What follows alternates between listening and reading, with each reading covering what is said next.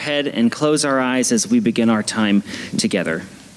God, we thank you for this morning. We expect you to do great and wonderful things. We come into this place just willing to sit down at your feet and learn from you, willing to accept what you have for us, and willing to open our hearts and our souls for you to move and for you to speak. You say that where 2 or 3 are gathered, you are there in our midst. And God, we know that you are right here in our midst. So hear our songs of worship. Let us pour out our praise before you, for you are worthy of it all.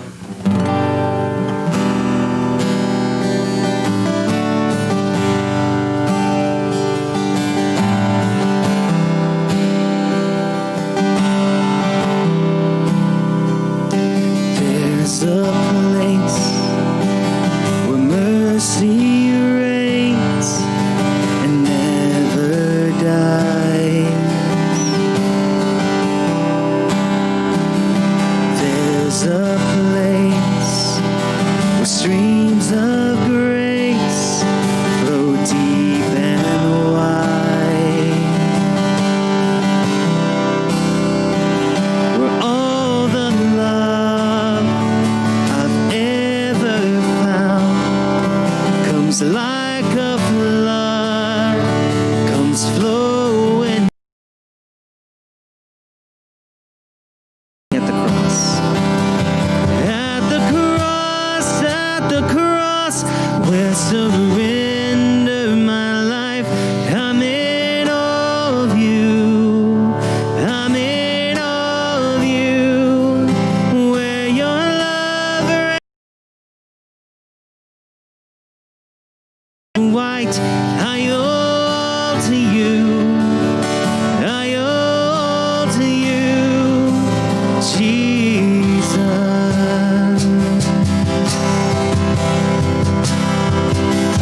There's a place where sin and shame are powerless,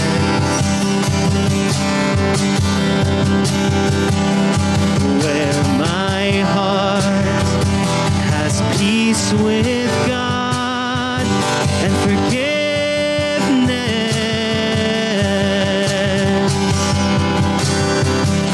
where all the love I've ever found comes like a flood, comes flowing down. At the cross, I surrender my life. I'm in awe of you. I'm in awe of you. Where your love ran red and my sin washed white. I owe to you. I owe to you. Here, my hope is found. Here, on holy ground. Here I bow down. Here I bow down.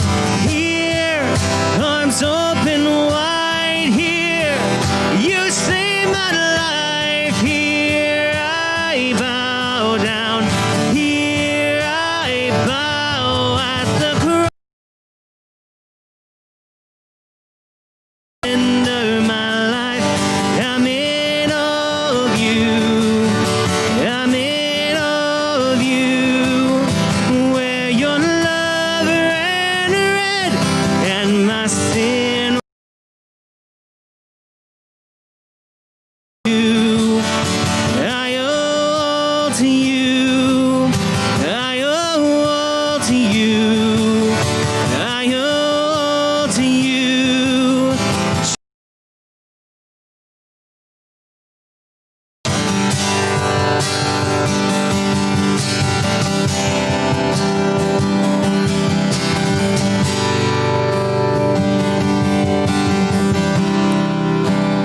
So we gather here in spite of hard circumstances, in spite of a world that seems like it's out of control. I know we talk about this every week, but I just want to encourage you right now.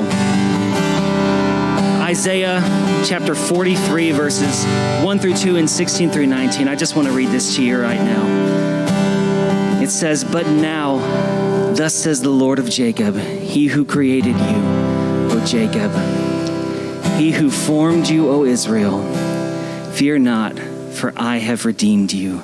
I have called you by name, you are mine. When you pass through the water, I will be with you. And through the rivers, they shall not overwhelm you. When you walk through fire, you shall not be burned, and the flame shall not consume you. Thus says the Lord, who makes a way in the sea, a path in the mighty waters, who brings forth chariot and horse, army and warrior. They lie down. They cannot rise. They are extinguished, quenched like a wick. The God who does all that, he says, remember not the former things, nor consider the things of old. Behold, I am doing a new thing. Even now it springs forth. Do you not perceive it? I will make a way in the wilderness, streams in the wasteland.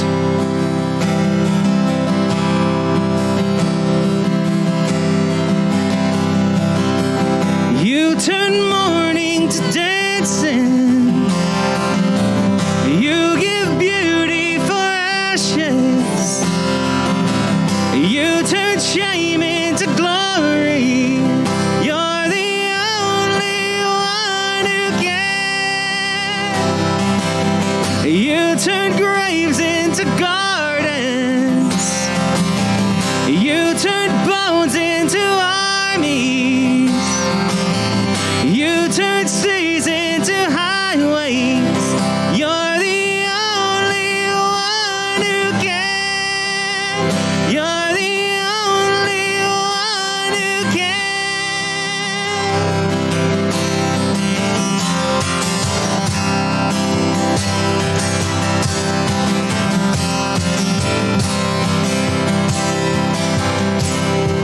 I searched the world, but it couldn't fill me. Man's empty praise and treasures that fade are never enough. Then you came along and put me back together. And every desire is now satisfied here in your love. Oh, there's nothing better than you. There's nothing better than you, Lord. There's nothing. Nothing is better than you.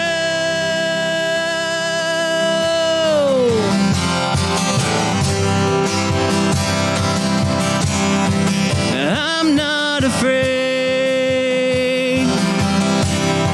to show you my weakness, my failures and flaws. Lord, you've seen them all, and you still call me friend. 'Cause the God of the mountain is the God of the valley. There's not a place your mercy and grace won't find me again. Oh, there's nothing better than you. There's nothing better than you, Lord. There's nothing. Nothing is better than you. Oh, there's nothing better than you. There's nothing better than you, Lord. There's nothing. Nothing is better than you. Oh, I know that it's true. You turn mourning to dancing.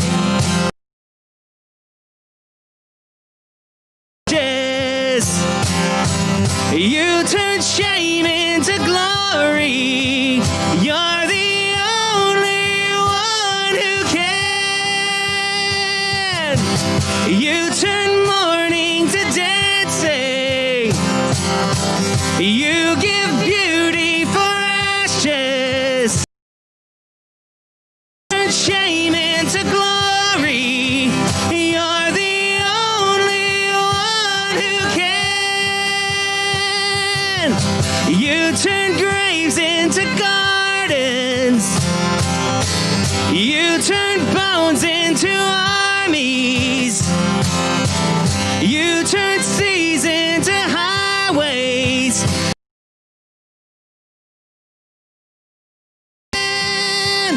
You're the only one who can. Lord, there's nothing better than you. There's nothing better than you. Lord, there's nothing. Nothing is better than you. Oh, there's nothing.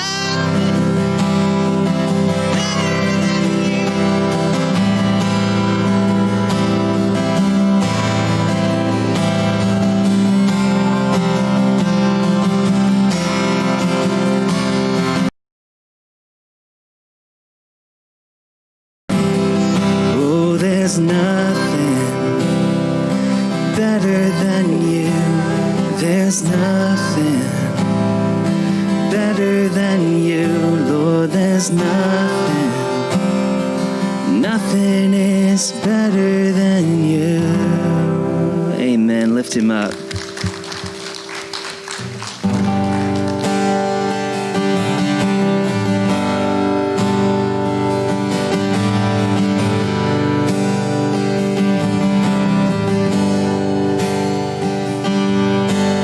People come together, strangers, neighbors,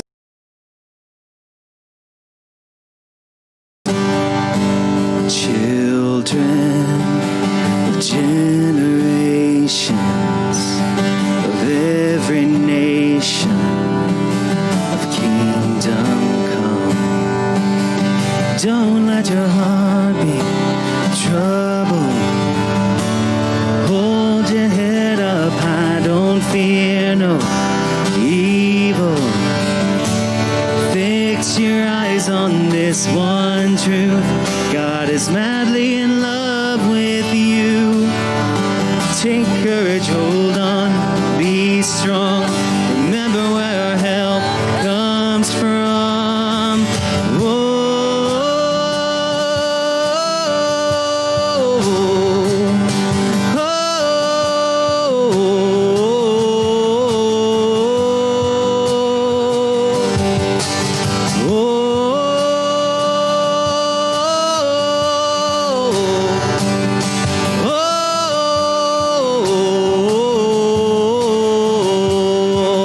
Sing it out to him.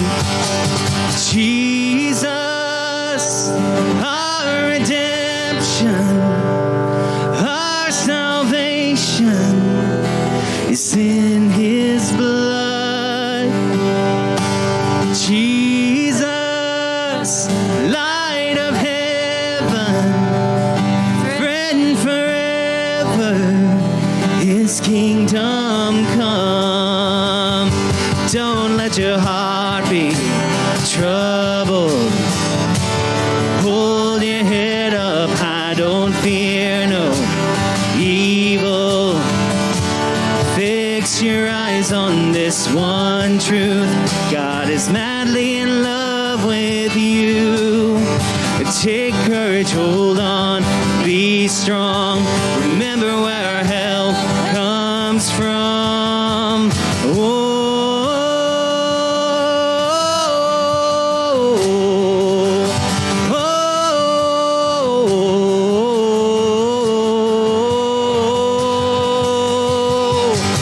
Oh,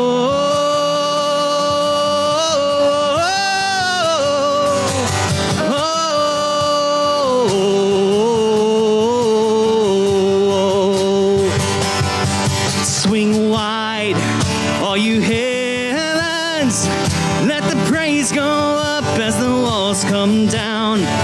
All creation, everything with breath, repeat the sound.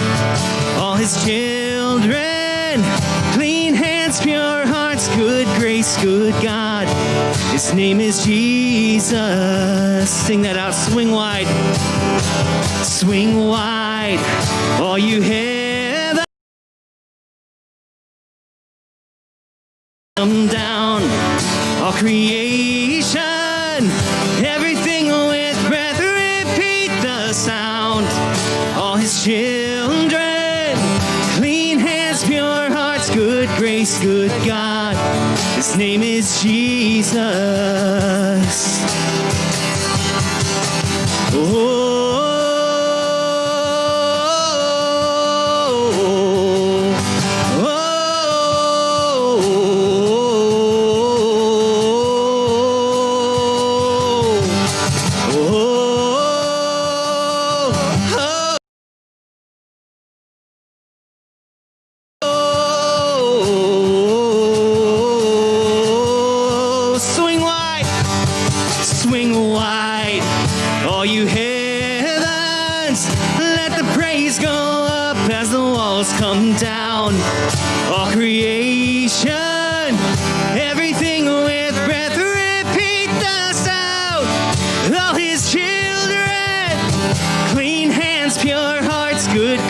Good God, his name is Jesus.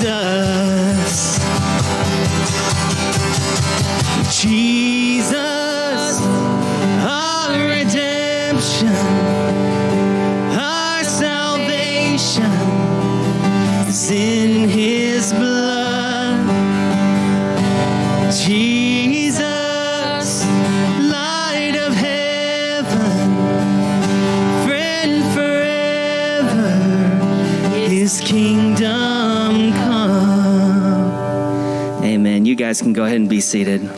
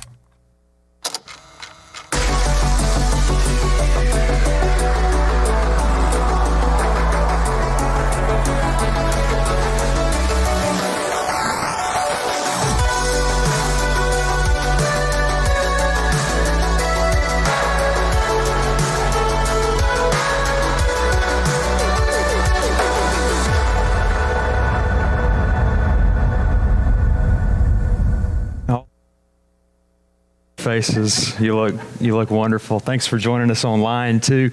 As we continue our Summer in the Psalm series, I'd like to begin this morning by asking some honest thinking and reflection on your part. So I don't know what you have on you at the moment, like maybe if you have a pen or paper handy, maybe some sort of device that you take notes on. I'd like you to complete this sentence as it applies to you. Y'all ready for this? I would be happy if. I'm not going to put anything there for you. You'll have to do it yourself. I'll give you a minute to write it down, think about it before I move on. For those of you who are joining us online, y'all could even make this exercise even a little more interesting if you'd be willing to maybe even share one of your answers in the chat with those around you. But it doesn't. I just want to say it doesn't have to be spiritual sounding. It can be one thing or several things that you have often found yourself here lately, maybe hoping for or daydreaming about. There's no right or wrong answers to this question that I'm wanting to grade. Like, I would be happy if I could just get this. Or if I could just get to this point, or if I could just do away with that, then I would. So I'll do the Mr. Rogers thing here. I'll wait and set my watch. Y'all remember that? Now, the limitation of preaching is it's more of a monologue instead of a dialogue. And while I may discover some of your answers in the hours and days ahead, I have to wonder how many of your answers are focused on the most pressing thing in your life right now. Like in other words, where do you feel the most tension in your life?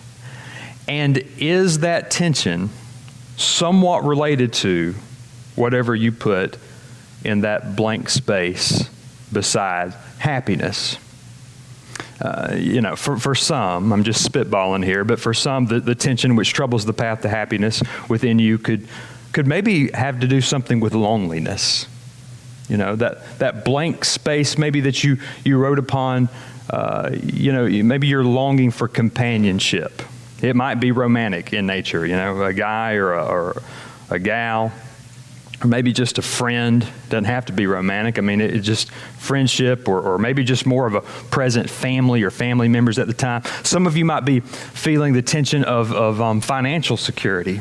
Or maybe you just made like a really surface statement right now that everybody's kind of making. I'd just be happy if we can get past COVID-19, and stuff would get back to normal. But when you say that, I want you to know that's a surface statement. There's deeper tensions and realities going on in stuff like that. For some of you, the reason you want to get past it is maybe because it's thrown some of your finances for a loop, right? It's messed with your schedule, your routine, and you're a type A personality. That doesn't do well for you. Some of you have been laid off.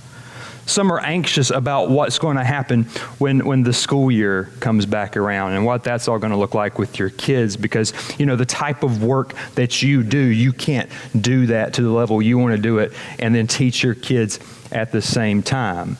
There are just a few examples, but they'll all vary between individuals. But here's what I want you to see is that the common denominator here for most of us is in this thinking that if I could just obtain that which I don't have, or eliminate that which hurts, then I'd be happy. Now, say you obtained or eliminated whatever you wrote in that blank space. I want to press you a little deeper, and then I want to ask you this.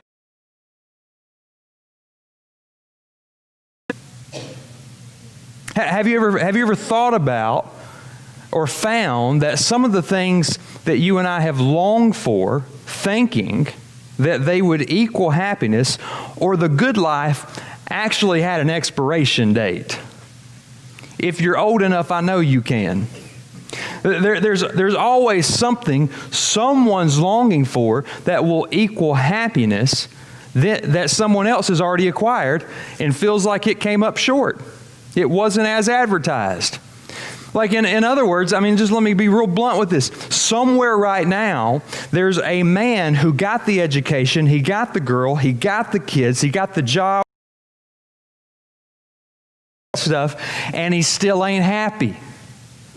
So he's shopping for a motorcycle or an RV or God forbid, a timeshare, thinking that maybe that'll do the trick. And so it is that the pursuit of happiness often becomes an endless one. But I want to show you this morning how Scripture teaches that happiness is not something that we have to continually reach for, but something we can realize.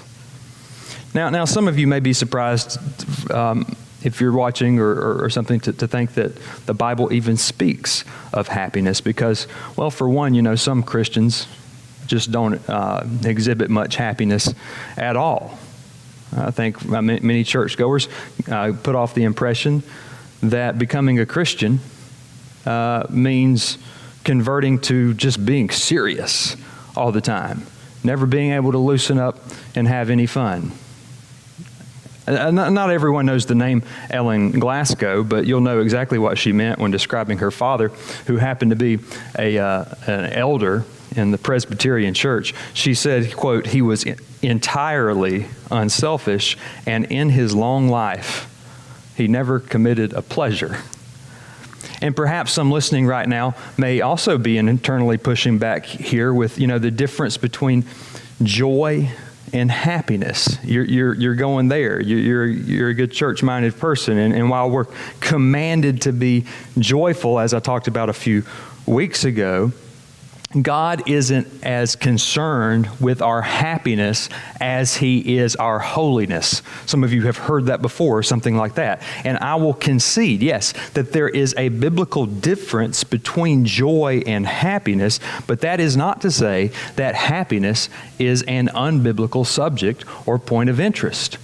So let me show you what I mean as we come to Psalm 128 this morning, and I'm going to read in the English Standard Version, but I want to point out a couple of things from the Hebrew language as we do so. So Psalm 128, go there with me, beginning in verse 1.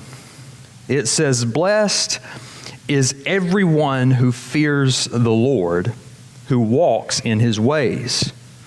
You shall eat the fruit of the labor of your hands. You shall be blessed, and it shall be well with you." Now, notice how the psalmist repeats himself in verse 1 and verse 2 with that word blessed. Says it 2 times. The Hebrew word that's used here is the word asher, which is often translated, it gets translated blessed here, but it can also be translated happy, because of how that word is first used in Genesis chapter 30, verses 12 and 13. If you'll allow me to read that cross-reference to you in my ESV translation. Genesis 30, verses 12 through 13 says, "Leah's servant, Zilpah, bore Jacob a second son." This is where this word comes from. "And Leah said, 'Happy am I, for women have called me,'" spoiler alert, "happy." "So she called his name Asher." So what I'm wanting to show you here is that the word Asher, clearly translated happy in Genesis 30, is the same word in Psalm 128 there in verses 1 and 2, which gets translated blessed. But the point is it's all the same concept in the Hebrew thought process. Everyone who does what God says can find true happiness. And things will generally go better for the individual who does right by God than those who don't. Okay? And this is for free, but if Adam Sandler would have made the movie Happy Gilmore in Hebrew, he would have called it Asher Gilmore. Now, speaking of ancient Hebrews, since they would have been the ones to originally sing Psalm 128, watch how the lyrics go on to picture what a happy, blessed life would have looked like for them. I'm going to read this and you go, "Well, that doesn't look like it for me," but just go with me here. In other words, when they thought of the good life, verses 3 and following would have been what came to their mind. Verse 3, Your wife will be like a fruitful vine within your house. You're going, your wife will be like a fruitful vine. What does he mean by that? Well, the next line tells you, your children will be like olive shoots around your table. Y'all get what he's saying here? This brother's been inspired by the Song of Solomon. I want to keep this PG, but when an ancient Hebrew man who loved the Lord and thought he couldn't be any happier, verse 3 imagines a wife within his house, in other words, faithful to him, who is fruitful, which insinuates pleasantries and production, that will make him happy too. Thus, the next line explains why children are multiplying and growing like olive shoots around his table. And that makes him happy too. It's a Jewish version of like Phil Robertson going on here. There's happy, happy, happy. Now, I realize this isn't what everyone, again, as I said it before, envisions as maybe the good life today, having one woman as your wife and a bunch of kids. Some of you have got 2 or 3 right now, and you go, that's all I can handle. I don't know about the blessing, I know about the burden, But again, for the man in the ancient Near East, you got to go there. Like, children meant sustainability. And I would argue that they still do. The more they grow, the more they can do, the more they can contribute. I mean, even if you're not running a farm, they can still cut grass. So the bigger the family, the bigger your support system was too. Therefore, children and families brought not only blessings and happiness for today, but those blessings and happiness, think about this, will even outlive you. So what the Mr. and Mrs. Kraft today outlives them, but lives on in their children and extends on into tomorrow in the next generation. I want to come back and say more on this, but give the psalmist credit for nailing down something that will not only make him happy for today, but also for tomorrow. And you can see this spelled out in the latter half of the psalm. Look at verses 4 and 6. Behold, thus shall the man be blessed who fears the Lord. The Lord bless you from Zion. May you see the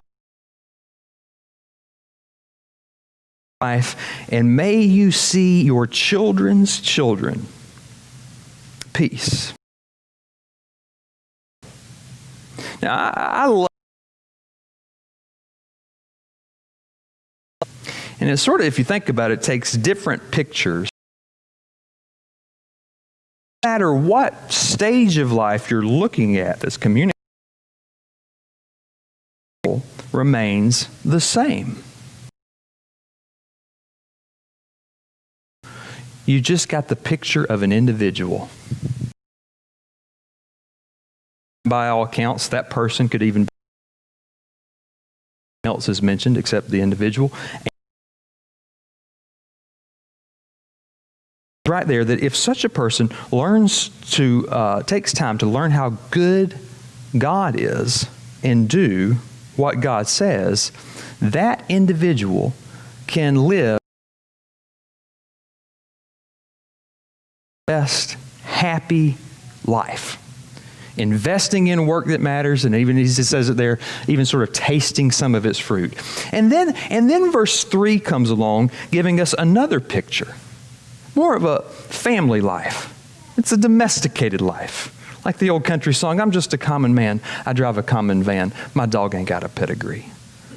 There's a husband and a wife with kids. I feel like maybe 20% know what song I'm talking about, but there's a husband and wife with kids around the table, Looks good on Christmas cards, but it's harder than the post we share on Facebook and Instagram. Did I say that wrong or call it what it is?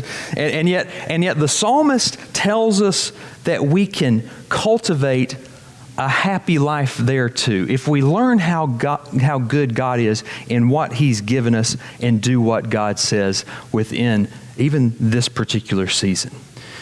But oh, how the time flies, because by verse 6, he even references grandparents, the ones that we can thank for sugar comas with our children and that sort of stuff, right? Who are pictured sitting there reveling in their blessings and the good life as their children's children, paraphrase grandchildren, are seen growing up within even the nation, which is and the land they've invested in for peace and prosperity's sake. But even at that realization of arriving at such a point in life, it's based on revelation that it's God who has blessed them where they sit. So as we consider all this, have you considered that your struggle to find happiness is not because you have yet to get what you want to fill in that blank? It may be partly because you've blanked on what God's already given to fill you. Like what would happen if we flipped our focus now from I would be happy if to I should be happy because of? If you can't write as much in that second blank as you can the first, then you might be taking some blessings for granted. And if you're drawing a blank on how to fill in that second blank, allow me to highlight a couple of things implied from the Psalms here that may help. Try this one on for size. I should be happy because of the gifts God has granted today. But the problem here is we let daily annoyances and inconvenience in life override God's invitation to the blessings of life. And for some reason, I think this is easier to see in hindsight than it is in real time. For instance, like I don't know if you've ever noticed this. I have. Have you ever really taken time to sort of go back and not look at everybody else's pictures that are on social media and stuff right now? You know, like that's where our focus tends to go today. Oh, somebody got to go to the Brazilian steakhouse. I didn't, you know, and so we just live this life of envy right now. But actually, do you ever go back and just look at old photographs of yourself and people in your life, even yesterday, and just really not just looked at them, but allowed yourself to sort of go there, get all reminiscent and stuff? When folks do, one of two things generally happen. At least these one of two things generally happen for me. One, they'll say, man, those were some hard days, but I made it. God was faithful and got me through them and taught me things in some cases, and even life's sweeter now. Huh. Or you'll look at them and you'll look back at some and you'll say, man, that was a good day. And I didn't realize how good it was even in that moment. When I could sit there and I could talk to my grandparents or my parents when they were still alive. That was a good day. We were just drinking a Yoo-hoo, but boy, it was good.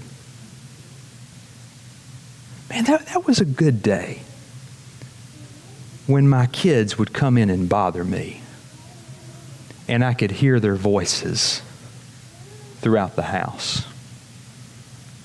I sure would wish one of my kids could come crash my Zoom call right now. How's that song say it? I wish I knew what I know now when I was younger. Like we always speak of the good old days as days gone by, but what if right now are good days too? This is the day that the Lord has made. I will rejoice and be glad in it. You see, every day, every moment, every person in your life is a gift God has granted you to embrace no matter what is going on. There's thousands upon thousands of things to be happy over in this life. And when you have them, you should be happy over them. But what would be an even greater tragedy than not recognizing that and enjoying things while we have them is failing to see that they all come from a God who created us and He loves us. And this is a point that's not lost on the psalmist here in chapter 128 either. Because as he paints the picture of being happy and blessed in verses 1 and 2, with that term asher that I mentioned a moment ago, he speaks of blessing or being blessed 2 more times in verses 4 and 5. And again, the word looks the same in English, but he uses a whole different word here in Hebrew. This time, it's the word Barak, like the former president's first name. You just spell it the same way minus the C before the K. Now, these words, Asher and Barak, are closely related, which is why I suppose they both get translated the same way in English. But this term, Barak, insinuates the idea of God just doing something for you, just blessing you. Not because you deserve it. He's just blessing you because He's good. I'm looking at Kelly out here, and one of the things that I say to him often, I say, "Hey man, how you doing?" He goes, "Man, I'm blessed and highly favored." And it's like he doesn't have a clue on why he is, but he just knows that he is. And so that's really the idea here. Asher is used more to describe the good that comes when people live for God. And Barak just sort of comes out of nowhere. And you go, wow, couldn't have pictured it to gone this good. So I bring all this up, though, because when I see these words working interchangeably here, I have to ask, though, do you love and serve your happiness more than the God who issues happiness in the first place? Do you love and serve your happiness more than the Son who loves and who has served you? Do you love your happiness more than the Spirit